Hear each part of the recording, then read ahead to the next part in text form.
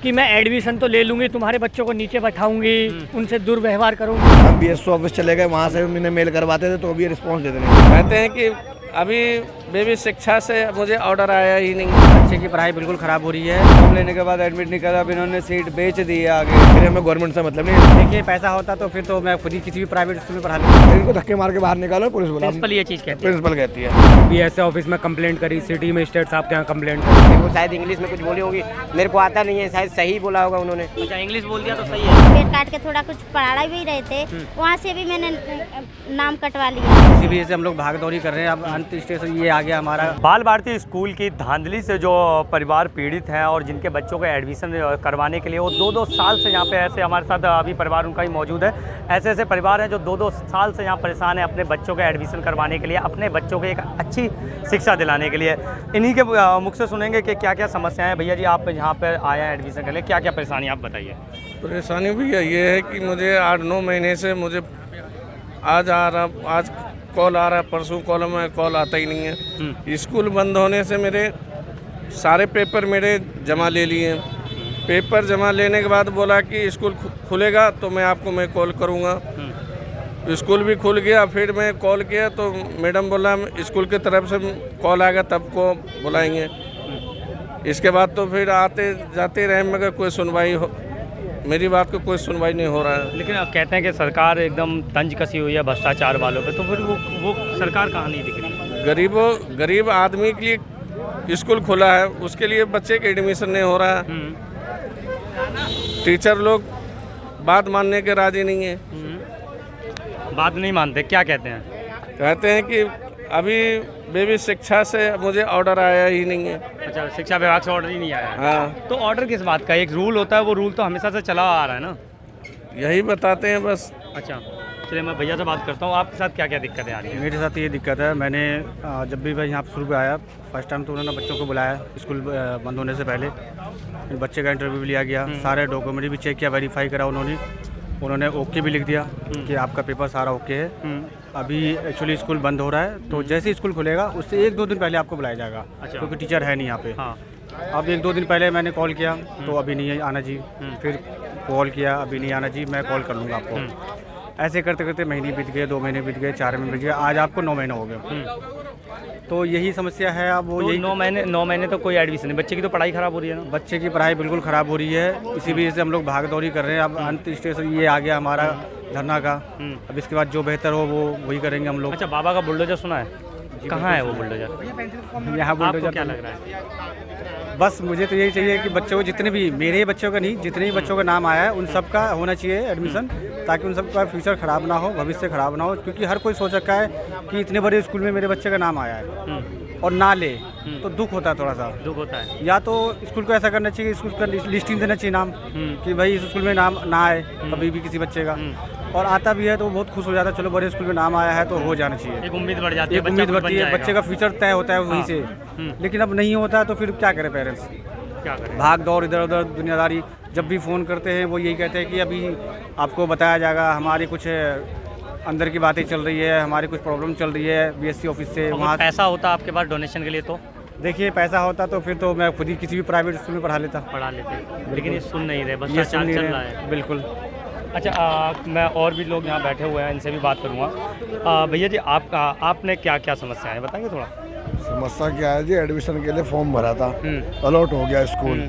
उसके बाद हम इनके पास 2 महीने दौड़े पूरे। जब सब स्कूल में एडमिशन के पहले राउंड में हमारा नंबर आया था और तीसरी लिस्ट में भी खत्म हो गया नंबर। हम इनके पास घूमते रहे, ये कह रहा है प्रोसेस में हमारे पे लिस्ट नहीं आ रही, हमारे पे लिस्ट नहीं आ रही। हम BSO ऑफिस चले गए, वहाँ से उन्हें मेल करवाते थे तो भी रिस्पांस देते नहीं थे। गेट पे आते थे, ये कहते थे कि जब आएगा तो कॉल कर देंगे। प्रशासन को कंप्लेंट करी थी, BSO ऑफिस में करी थी हमने। अच्छा, तो उन्होंने क्या बोला। उन्होंने कहा हम भेज रहे हैं, मेल करते थे, वो फ़ोन करते थे, प्रिंसिपल फ़ोन नहीं उठाते। एक बार हम सारे पेरेंट्स ने यहाँ पे हंगामा किया, तभी हमें स्कूल के अंदर ले गए। इन्होंने पहले तो प्यार से बात की, उसके बाद प्रिंसिपल निकल के आती है लेडीज़, वो कहती है हु इज द लीडर। मैंने कहा लीडर क्या है भैया, आप एडमिशन करो। कहीं इनको धक्के मार के बाहर निकालो, पुलिस बुला। प्रिंसिपल ये चीज़ कहती है। प्रिंसिपल कहती है। हमने कोई बात नहीं, निकाल दो धक्के मार के। आम लोगों की कोई जिंदगी नहीं है क्या? कोई इनके नज़र में नहीं है। अच्छा, मैं बता दूं, इनकी नज़र में नहीं है। हमने कहा हमें जरूरत नहीं है एडमिशन की, आप इसमें लिख के दे दो कि आप एडमिशन क्यों नहीं कर रहे हो। अगर गवर्नमेंट ने हमें दिया है राइट टू एजुकेशन, अगर हमारा हक है, अगर हम इसके लिए मांग रहे हैं आपसे, आप हमें लिख के दो कि आप एडमिशन इसलिए नहीं कर रहे हो, हम फ्रॉड हैं, हम गलत एड्रेस पर रह रहे हैं, या हमारे कुछ गलत हमने गतिविधियाँ कर रखी, तो इन्होंने नहीं लिख के दिया। उसके बाद 1 महीने बाद जब कई जगह से प्रेशर करवाया, तब इन्होंने लिया, फॉर्म भरा। उसके बाद भी हमने पूछा, कहा कि 1 हफ्ते में हो जाएगा। दोबारा हम आए, हमने कहा भाई क्या चक्कर है मैडम, क्यों नहीं हो रहा? कह रहे जब अभी हम अपने तरीके से लेते हैं। मैंने कहा मैडम गवर्नमेंट की डेट खत्म हो गई है। कह रहे हमें गवर्नमेंट से मतलब नहीं, स्कूल हमारे हिसाब चलता है, गवर्नमेंट की पढ़ाई भी तो खत्म हो रही है, पूरा साल 8-9 महीने बता रहे हैं, पूरा साल निकल गया। हमने यही कहा, हमने कहा मैम गवर्नमेंट की पॉलिसी, मैम गवर्नमेंट ने टाइम खत्म हो, कह रही है ये स्कूल गवर्नमेंट के हिसाब से नहीं चलता, ये हमारे हिसाब से चलता है, हमारी कमेटी डिसाइड करती है। चलिए भैया आप क्या करते हैं? सर मैं ऑटो चलाता हूँ। ऑटो चलाते हैं। तो अभी इसमें एडमिशन के लिए आए थे आप? सर एडमिशन जी सर, हम आए थे एडमिशन के लिए। तो पहले तो इन्होंने फॉर्म ही सबमिट नहीं किया हमारे बच्चे का नाम आने के बाद, कि अभी लिस्ट नहीं आई, लिस्ट नहीं आई। कभी BSA ऑफिस जाएं, फिर यहाँ पे आए, फिर BSA ऑफिस जाएं, चक्कर काटते काटते बहुत परेशान हो गए। फिर लास्ट में BSA ऑफिस वाले कहते हैं कि हमने इनकी रिटर्न कंप्लेंट डाल दी है DM को, फिर भी कोई एक्शन नहीं हुआ। इन्होंने स्कूल बंद होने से पहले हमारे पास फ़ोन आया कि बच्चों को एडमिशन के लिए सारे फॉर्म सबमिट करवा दीजिए। भ्रष्टाचार क्यों चल रहा है? वो तो मुक्त का भ्रष्टाचार सरकार बोलते हैं। सर इसमें सरकार की क्या गलती है? सरकार ने तो अपना काम किया ना, अलॉट कर दिया। लेकिन सरकार को नज़र भी तो रखनी चाहिए ना कि कौन सी स्कूल पे कितना हमारे जो हमने नियम बनाए उस पर चीज़ें दे रहा है वो। अब सर इन्होंने हमसे फॉर्म ले लिया, फॉर्म लेने के बाद एडमिट नहीं करा, अब इन्होंने सीट बेच दी है आगे। ये क्या किया वो तो ये जानते हैं ना। तो हो रही है ना, धांधली तो है ही है, भ्रष्टाचार तो है, भ्रष्टाचार है। अब इसके खिलाफ अब इन्होंने सबने मिलकर भाइयों ने हमारा सहयोग किया है, तो देखिए कि कुछ होता है तो। उम्मीद है? उम्मीद तो है सर, उम्मीद है। एक भैया है यहाँ पर व्हील चेयर पे आए हैं यहाँ पर अपनी बच्चे के एडमिशन के लिए, तो आपका भी बच्चा है? हाँ जी, रुद्र शर्मा। तो क्या बोला स्कूल वालों ने? आप गए थे एडमिशन के लिए? यहाँ पे गार्ड को बोला था हमने, गार्ड हमें बोल दिया था कि बता देंगे। फ़ोन कर रहे हैं स्कूल में तो हमें जवाब मिल रहा है अभी हमारे पास कोई रिपोर्ट नहीं है। कोई रिपोर्ट नहीं है। फिर BSA ऑफिस में कंप्लेंट करी, सिटी मजिस्ट्रेट साहब के यहाँ कंप्लेंट करी। BSA ऑफिस से पटवारी आते हैं चेकिंग के लिए और हमें आश्वासन दिया था कि आपके बच्चे का हो जाएगा। अच्छा। उसके बाद भी कोई हमें जवाब नहीं है। कोई जवाब नहीं दिया। अभी मैंने 3 दिन पहले भी स्कूल में फ़ोन करा था तो हमें बोलते हैं कि आपके बच्चे का नहीं होगा और हमारे पास कोई इन्फॉर्मेशन नहीं। अच्छा, धमकी भी मैंने सुना है, धमकी भी देती है प्रिंसिपल मैम? मेरे को तो स्कूल वालों ने यही बोला था कि आपके बच्चों का नहीं होगा। नहीं होगा? हाँ जी। अच्छा, साफ मना कर दिया था। साफ मना कर दिया था। अच्छा, यहाँ पे और लोग भी बैठे हुए हैं, थोड़ा नाम वगैरह लिख रहे हैं। भैया आपकी क्या बोला बच्चों से? मेरा भी इसी में बच्चा है और ऐसा है कि इनके मेरा वो करके और घर पे गए थे हम लोग, इन्होंने वेरिफिकेशन किया, उसके बाद बोला कि फ़ोन करेंगे, लेकिन अभी तक ये नहीं आए, फ़ोन ही नहीं किया। मैं बार बार यहाँ गेट पे आता हूँ, गार्ड कहता है भैया यहाँ उससे नहीं बात होती है, वो सीधा वहाँ बात होती है, आप तुम्हारे पास फ़ोन आएगा, जब भी आएगा फ़ोन आएगा। अच्छा, प्रिंसिपल मैम कुछ धमकी वगैरह भी दे रही थी, मैंने सुना तो लोग। क्या बताऊँ भाई, मैं तो अंदर गया था तो मेरे को अब क्या छोड़ो, सब बातें बताइए यार, ऐसी बातें नहीं बोल सकते ना हम, किसी लिए क्या कह सकते हैं। वो शायद इंग्लिश में कुछ बोली होगी, मेरे को आता नहीं है, शायद सही बोला होगा उन्होंने। अच्छा, इंग्लिश बोल दिया तो सही है, अब पता नहीं, मेरे को तो नहीं आता ना भाई। अच्छा ठीक है। आंटी आपकी क्या क्या समस्या है यहाँ लेके दो आप। मैं अच्छा, आपके साथ है भैया, आपकी क्या समस्या है बताएंगे थोड़ा? नहीं मेरा नहीं है। अच्छा, मेरा। चलिए, ये हम बात कर रहे थे या जो स्कूल में जो बच्चों के परिजन हैं, यहाँ पर एक आंटी भी खड़ी हुई है, इनसे भी बात करते हैं। क्या समस्याएं हैं? एडमिशन ही नहीं ले रहे हैं हम तो, 2 साल से भाग रहे हैं। इस बार मैंने एप्लीकेशन भी दिया था, तो एप्लीकेशन में बोला था उन्होंने कि मैं ले लेंगे।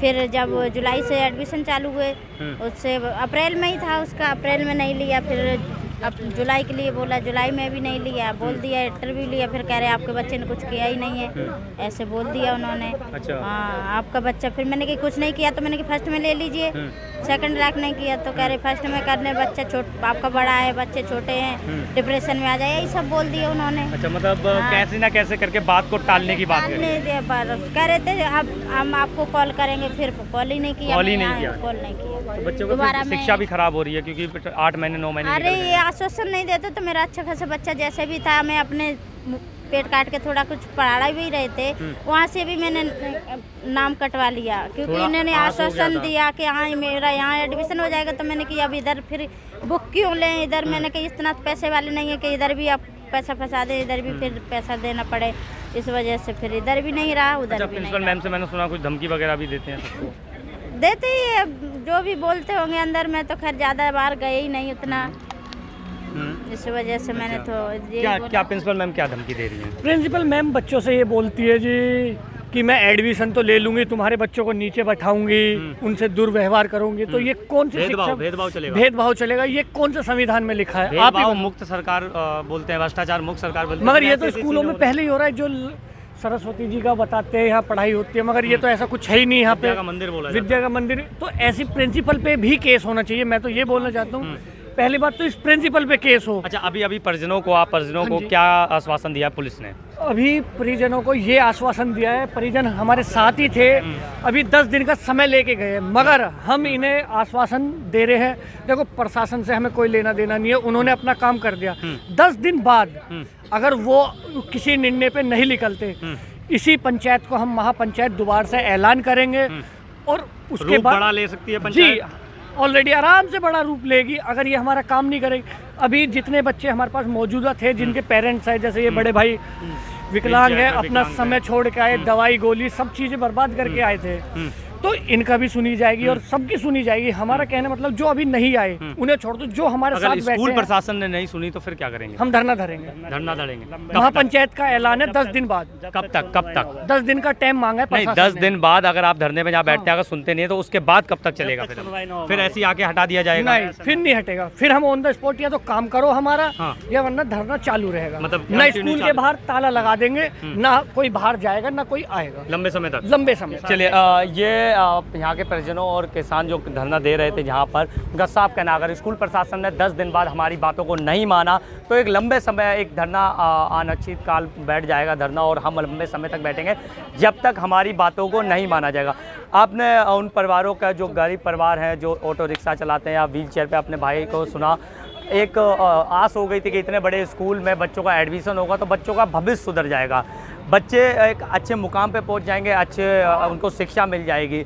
सबको आस होती है, सब अपने बच्चों को एक अच्छे मुकाम पे पहुंचाना चाहते हैं, अच्छी शिक्षा दिलाना चाहते हैं, लेकिन फिर पुलिस पर ऐसे स्कूल प्रशासन ऐसी चीज़ें करता है, ऐसे धांधली करता है और ऐसे लोगों को भगाता है कि अगर आपका एडमिशन ले भी लिया, हमने धमकी भी देता है कि ऐसे एडमिशन ले भी लिया तो हम उनको नीचे बैठाएंगे, उनका भविष्य ख़राब कर देंगे। तो ये एक शिक्षा का मंदिर, और प्रिंसिपल जो है उनको देवी कहा जाता है, या फिर उनको उन बच्चों का भगवान कहा जाता है, क्योंकि वही बच्चे वही टीचर्स उनको राह दिखाते हैं बच्चों को कि हमें कहाँ जाना है बच्चों को और क्या उनको पाना है।